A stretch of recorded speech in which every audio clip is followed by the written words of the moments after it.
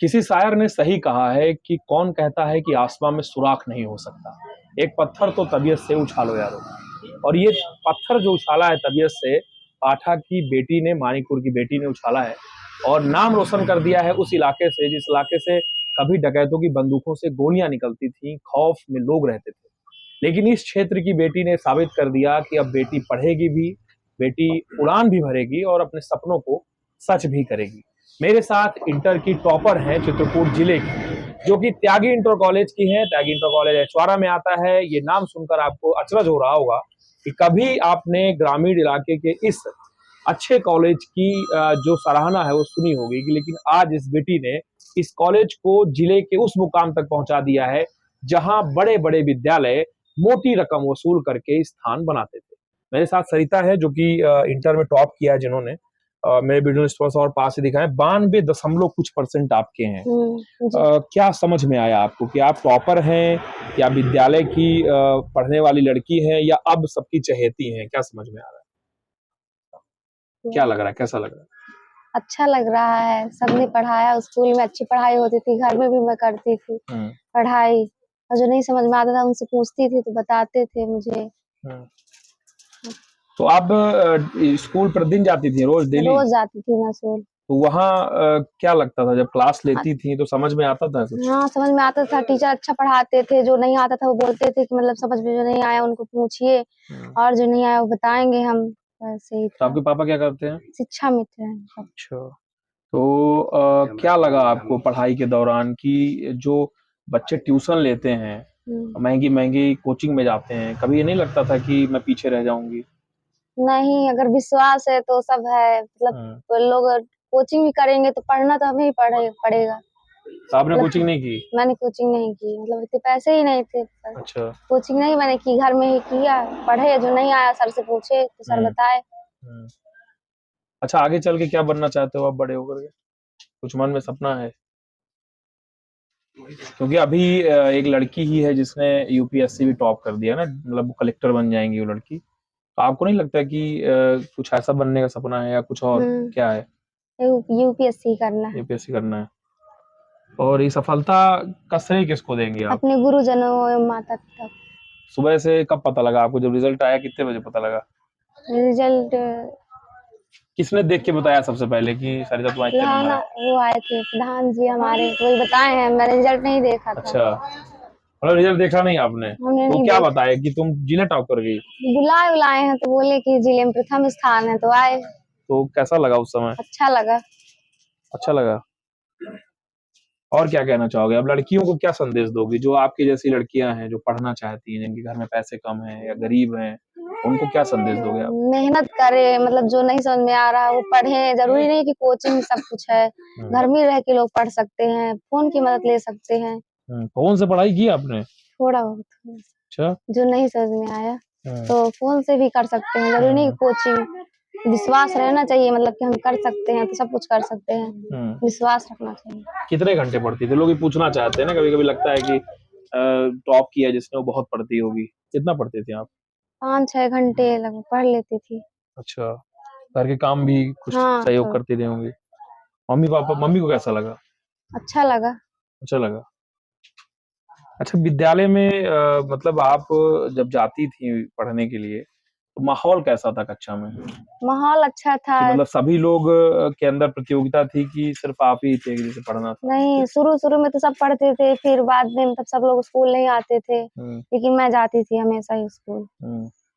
और किसी आपकी किसी सहेली ने विश किया आपको सबसे पहले कि सब नाराज हैं, टॉप कर गई और हम लोग रह गए? किसी ने मुझसे नहीं बोला। अच्छा, नहीं, कोई बात नहीं। चलिए, अभी विद्यालय के प्रबंधक और अध्यक्ष भी हैं यहाँ पे, उनसे बात कर लेता हूँ क्योंकि ये गांव की खुशी है, गांव की खुशी सभी मना रहे हैं। यहाँ पे बड़े बुजुर्ग भी हैं, सभी लोग हैं। आप विद्यालय के अध्यक्ष हैं जी? क्या नाम है? शुभ नाम? तिवारी। अच्छा, स्कूल। तो क्या बताना चाहेंगे आप? मतलब आपको ये खुशी किन मायनों में अच्छी लगती है, ये जो यात्रा है इस इलाके की? हमें ये लगता है जो गरीब आदमी है अगर वो आगे बढ़ रहे हैं तो हमें बहुत अच्छा लगता है। इनके पिताजी भी बहुत अच्छे थे, पढ़ने लिखने में भी बहुत अच्छे थे, और वो भी टॉपर लगते थे मुझे। उनका दुर्भाग्य था कि शिक्षा मित्र आज तक रह गए, तो उन्हें टीचर होना चाहिए था। अच्छा, जब विद्यालय की प्रबंध समिति की बात आती है तो बहुत सारे शहर के विद्यालय ऐसे होते हैं जो मोटी रकम लेते हैं और बच्चों को ट्यूशन के लिए ज्यादा प्रोत्साहित करते हैं। ऐसे में त्यागी इंटर कॉलेज की ये जो सफलता है उसे कैसे देखते हैं आप? नहीं, हमारे यहाँ ऐसे कोई सिस्टम नहीं है।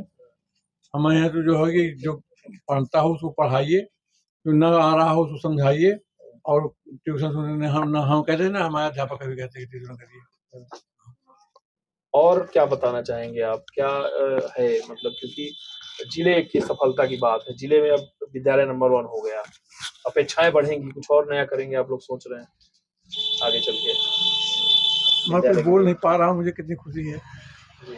तो आप देख सकते हैं क्योंकि भावुकता है। आप प्रबंधक हैं, शुभ नाम क्या है आपका? मेरा नाम बुआराम शुक्ला है। अच्छा, ये बताइए कि ये खुशी एक पिता की तरह होती है, जी हाँ। तो देख भी पा रहा हूँ मैं आपकी आंखों में, लेकिन इससे जिम्मेदारी कितनी बढ़ेगी? जिम्मेदारी ये बढ़ी कि हमारे यहाँ सबसे बड़ी बात ये है कि जब ये विद्यालय हमारे जानबूझ करके जनसंख्या के आधार पर मास्टरों की संख्या बहुत कम कर दी गई। सन 1987 में हमारे यहाँ 31 का स्टाफ था, जिसमें 19 से 20 अध्यापक थे हमारे यहाँ, और बाकी क्लर्क थे और चपरासी थे। और हमारे यहाँ कुल 15 का स्टाफ है, 15 व्यक्तियों का, जिसमें 3 ELT ग्रेड के हैं अध्यापक और 5 जो हैं उसके रखे गए हैं ये लेक्चर ग्रेड के, 5 3 8 एक प्रिंसिपल, जितना कुल हमारा स्टाफ है। हमारा जो अध्यापन का कार्य है बहुत अच्छा है, परंतु हमारे चूंकि स्टाफ नहीं है, यहाँ तक कि छात्रों की हाजिरी लेने के लिए भी हमारे यहाँ कोई पर्याप्त स्टाफ नहीं है। 14 सेक्शन हमारे यहाँ, 6 7 8 9 10 11 12 तक हर एक में 2 सेक्शन है, हाजिरी लेने के लिए भी नहीं है। परंतु किसी प्रकार हम प्राइवेट अध्यापक रख करके काम चला रहे हैं। हमारे यहाँ कोई आमदनी का साधन भी नहीं है। तो सरकार को और ध्यान देने की जरूरत है। हमने सरकार को जब से हम हुए हैं 2019 से, तब से लिखा पढ़ी कर है कि हमारे यहाँ जनसंख्या बढ़ाई जाए। जिस समय मतलब हमारा जनसंख्या हुई थी उस समय हमारे यहाँ 1604 अध्यापक थे, छात्र थे। हमारे यहाँ होना चाहिए था करीब 50 अध्यापक स्टाफ, परंतु हमारे यहाँ फर्जी छात्र संख्या 404 दिखाई गई है और वहाँ पर अध्यापक बिल्कुल कम कर दिए गए, जानबूझ किया गया है। और हमारा विद्यालय भुगत रहा है। हम चाहते हैं कि हमारे यहाँ साइंस की कक्षाएं खुलें और अध्यापक पढ़ें, जिससे कि यहाँ के गरीब छात्र आगे बढ़ सके। और तो समस्या यह है कोई सुनने वाला नहीं, दौड़ रहे हैं। कई बार डायरेक्टर के पास गए, सचिव जी के पास गए, प्रमुख सचिव के पास और अपर निदेशक के पास गए, और कोई सुनाई नहीं हो रही। तो इससे हो रहा है जी आगे सामने जरूर लगा ही उन्होंने, परंतु सब कुछ अभी उससे पड़ा हुआ है। तो ये ऐसी कहानी है जो विद्यालय के उस संघर्ष को दिखाती है, जिसके बाद उन्होंने ये सफलता हासिल की है। मैं एक और शख्स से बात करता हूँ। हाँ, पूर्व प्रधान जो है गांव के, उनसे बात करता हूँ। और एक प्रश्न मेरा आपसे ये है, क्योंकि आपने पहले का भी समय देखा होगा, कितना कठिन समय था। इस तरफ भी, इस क्षेत्र में भी डकैतों का जलजला था और आपके इस तरफ भी था। तो दोनों तरफ से जो प्रेशर था डकैतों का, उस प्रेशर के बाद ये एक नई सुबह हुई है। वो भी एक बालिका ने ये सफलता का झंडा गाड़ा। बहुत सारे लोग नौकरी में भी हैं छुआरा से, लेकिन ये सफलता कैसे देखते हैं आप इसे? ये सफलता तो हमारे प्रबंधक महोदय, हमारे अध्यापक गण, जमशेद साहब महोदय और इनकी खुद की मेहनत इनको काम लाई है। पढ़ाई हमारे यहाँ कोई वैसे नहीं, पढ़ाई लिखाई में वैसे लड़के हमारे आगे तेज रहे हैं।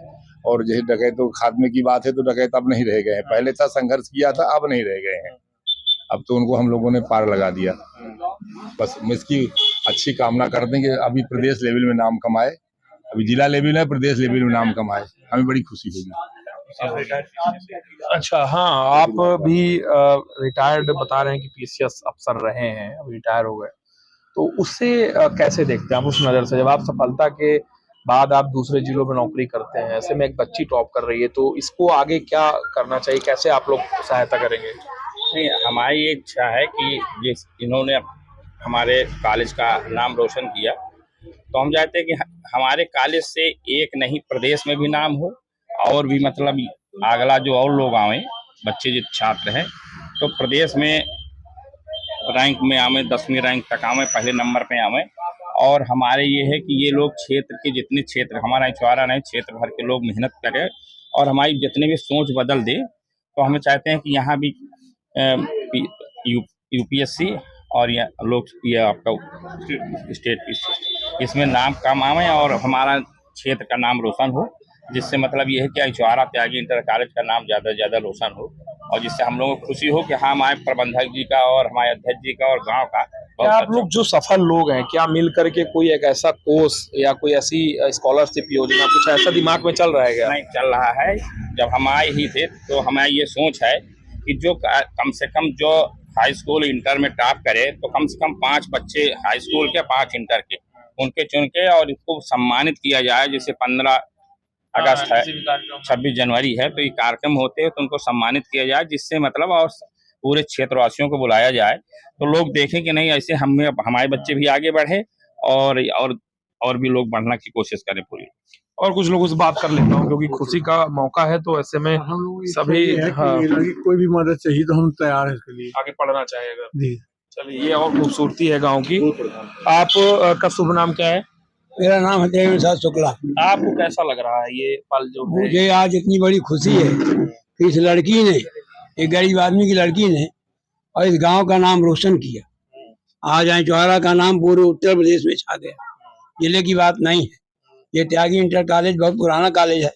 किसी जमाने में ये बदनाम कॉलेज माना जाता था, लेकिन आज प्रबंध तंत्र जो है, ये वृद्धावस्था होने के कारण भी 90 वर्ष के बुढ़े हैं प्रबंधक जी, लेकिन डेली आते थे रोजाना यहाँ कॉलेज। नाम कैसे पड़ा त्यागी इंटर कॉलेज? त्यागी इंटर कॉलेज का नाम जो है, ये पहले हमारे एक चाचा थे रेवती अमर शुक्ला, तो यहाँ त्यागी नाम के एक महात्मा थे, उन्हीं को लेकर के यहाँ आए, उन्हीं के नाम से विद्यालय चालू हुआ और उन्होंने इसकी स्थापना किया था। फिर धीरे धीरे गाँव के लोगों ने सहयोग दिया, सब लोगों ने मिल करके। तो यहाँ अध्यक्ष महोदय भी काफी समय देते हैं। प्रबंध तंत्र में हम लोग हैं, कार्यकारिणी भी हमेशा डटी रहती है, लेकिन प्रबंधक महोदय रोजाना करके अध्यापकों को टाइट करते हैं। अध्यापकों की संख्या यहाँ बहुत कम है, संख्या बढ़ाई जाए, ये सरकार से जो है आप लोग संदेशा भिजवाओ, कुछ और मजबूती मिले। हाँ मजबूती मिले।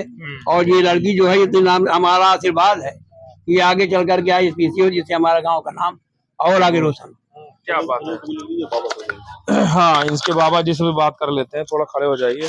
बाबा जी सभी लोग अपनी अपनी बात रख रहे हैं, आपको कैसा लग रहा है? बच्ची आपकी टॉप की है, हमें यह लग रहा है कि अब सबके दया है तो अब पढ़े जाओ पढ़े को, और उसके बाद महताई पढ़ावे। हम तो ऐसे लाइन का भाई नहीं है, ना हम पढ़े न लिखे, अब बुढ़े आदमी 75 साल के हुई गाँव। अच्छा लग रहा है ना? हाँ हमें अच्छा खूब लगा क्या बात है। कि नाती हमारा निकार तो लाएंगे। हाँ और जो है ये खुशी का पल है। इनके पिताजी जो है, अच्छा आप युवाओं से देखिए, थोड़ा पूछना जरूरी है। विजय जी बताइए कि छुआरा की ये खुशी कितनी बड़ी है?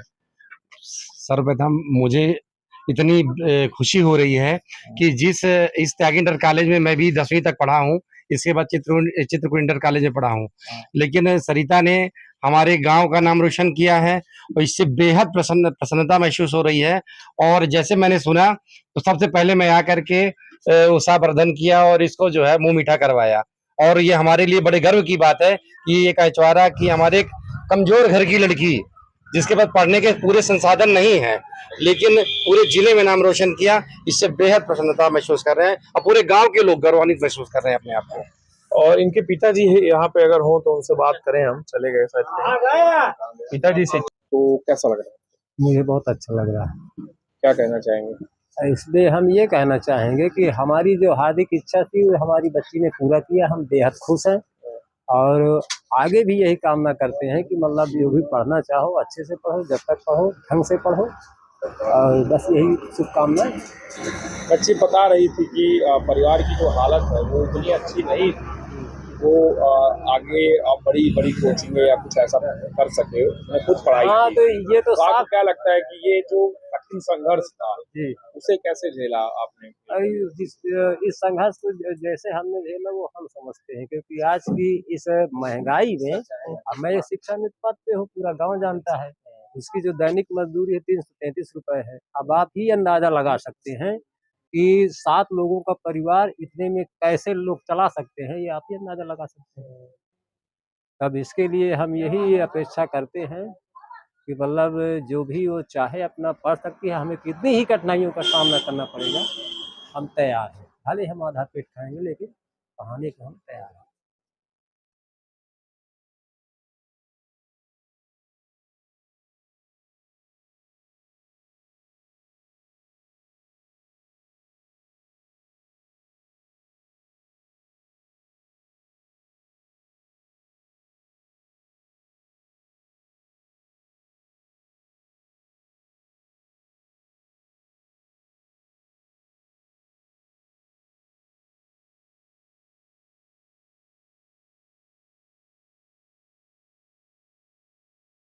एक लंबे अंधेरे के बाद ये उजाला हुआ है, जिसे आप लोग महसूस कर सकते हैं। सरिता यहाँ बैठी हुई हैं और इन्होंने पूरा जो संघर्ष है वो किया है।